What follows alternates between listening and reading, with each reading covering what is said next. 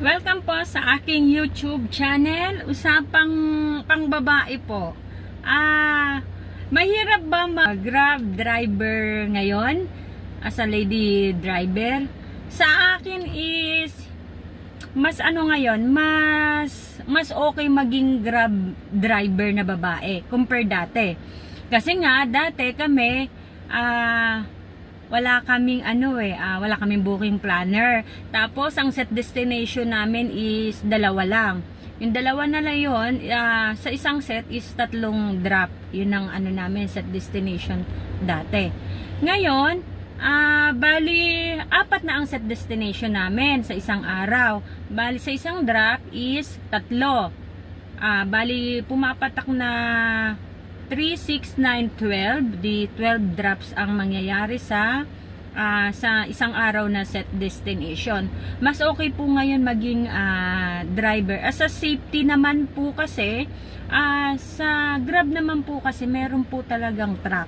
Natatrack po ang sasakyan nyo kapag once po na naka-open tayo sa ating Grab application. Nakikita po, namomonitor po kung nasan po yung sasakyan natin kung tayo po ay naka-tracking. And then sa pamilya naman, pwede kang mag-tracking sa kanila na kapag naka-add mo sila sa Messenger, pwede mo silang itatrack sa Messenger. Makikita nila kung nasaan yung sasakyan nyo. Tapos syempre, para safety sa mga babae, kailangan yung araw na maaga naman yung biyahe natin. Hindi naman tayo aabutin ng gabi kasi alam naman natin kahit naman hindi tayo driver pag gabi na yung mga alanganing araw, yan yung delikado alanganing gabi po pala. Kaya minsan isipin natin na yung araw yung oras ng safety ng pagbibiyahe. Sa tingin ko is safe naman po talaga sa Grab. Tapos ngayon po meron kaming sa Grab na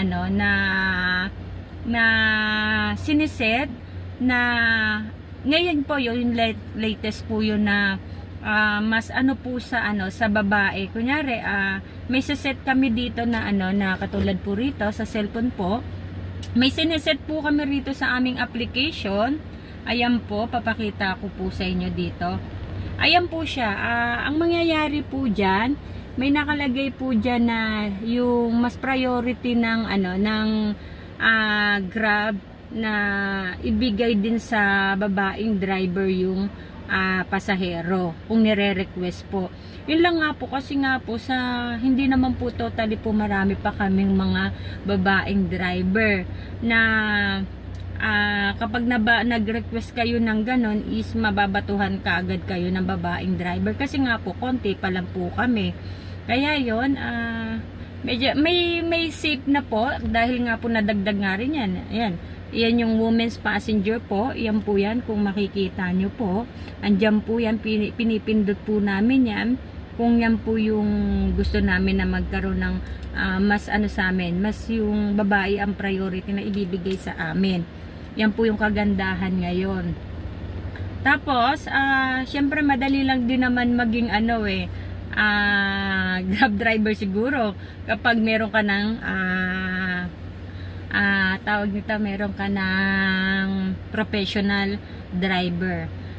Syempre sa una is talagang mahirap na sa kalsada kasi yung mahirap na na yun yung mahirap na time kumbaga pag hindi mo pa kabisado, yun yung may time na talagang mahirap. Pero once talaga na makabisado mo na yung mga daanan at shortcut, napakadali na lang po ng biyahe. Tapos yun nga po, kagandahan nga po, yun po, may set destination.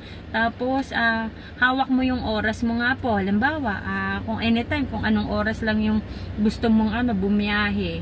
At least may makakapili ka kung anong oras ka mag-open ng application mo. At kung saan lang yung biyahe na gusto mo, yung alam mo lang. Halimbawa, yun nga, yung set destination, pag alam mo lang kung yun yung gusto mo, along the way po yung ibibigay sa'yo. Pero mas maganda nga rin po kung gusto mo talagang kumita ng malaki-laki, kailangan open ka, naka-open yung application mo. Kumbaga, tanggap ka lang ng tanggap ng pasahero. Yun po yung kagandahan kapag gusto mo po talagang kumita ng medyo malaki. Pero po kung sa set destination pa po is limited lang din po yan. Kung umaga, kung sa mga rush hour po kayo mag set destination, sure po na na may makukuha kayong pasahero. Ayun, sa mga gusto maging marami kasi nagtatanong, minsan yung mga pasahero, kung mahirap maging Grab driver na babae, sa una mahirap po talaga. Pero pag nakasanayan nyo na po, syempre, trabaho mo na maging driver, siso na lang po yung biyahe. Yan po. Thank you po sa mga nanonood. At least may idea naman po yung mga babaeng driver na gustong maging driver. Thank you po sa mga nanonood. Thank you.